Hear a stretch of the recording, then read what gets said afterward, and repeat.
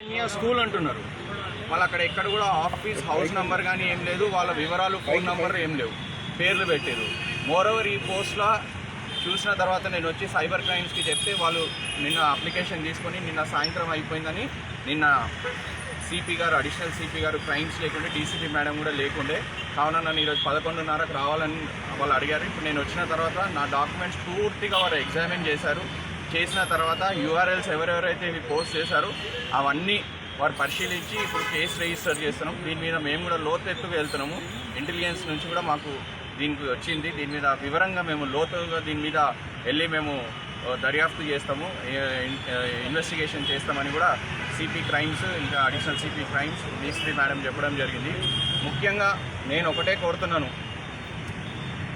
నా క్యారెక్టర్ పరంగా ప్రభుత్వానికి కానీ ముఖ్యమంత్రి గారికి కానీ చెడు పేరు వచ్చే విధంగా నేను ఏ రోజు పని చేయబోను కూడా.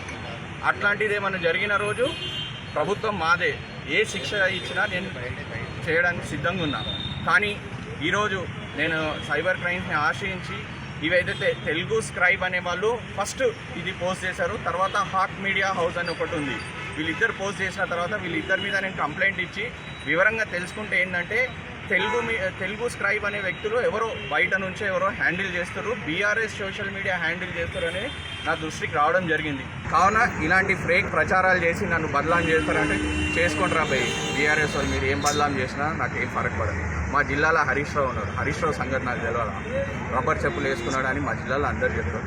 నువ్వు ఒకప్పుడు పీర్ సాబ్ మామూలు ఎమ్మెల్యే కాకముందుకు ఫకీర్ సాబ్, మామూలు సుట్టికి నువ్వు అమీర్ సాబ్ అయినావు, పీర్ సాబ్ ఫకీర్ సాబ్ అమీర్ సాబ్ అయినో నేను ఈరోజు 60 మాకు మీద ఇట్లాంటి దృష్ట ప్రచారం చేయడానికి ఇదేదైతే దృష్ట ప్రచారం బీఆర్ఎస్ వాళ్ళు తెలుగు సబ్స్క్రైబర్లు చేస్తున్నారో వాళ్ళ మీద వెంటనే కఠిన చర్యలు తీసుకోవాలి. ఇంకోటి నా లాయర్ కూడా ఇప్పుడు లీగల్ నోటీస్ వాళ్ళని డిఫమేషన్ నోటీస్ కూడా వాళ్ళకి పంపించడం జరిగింది.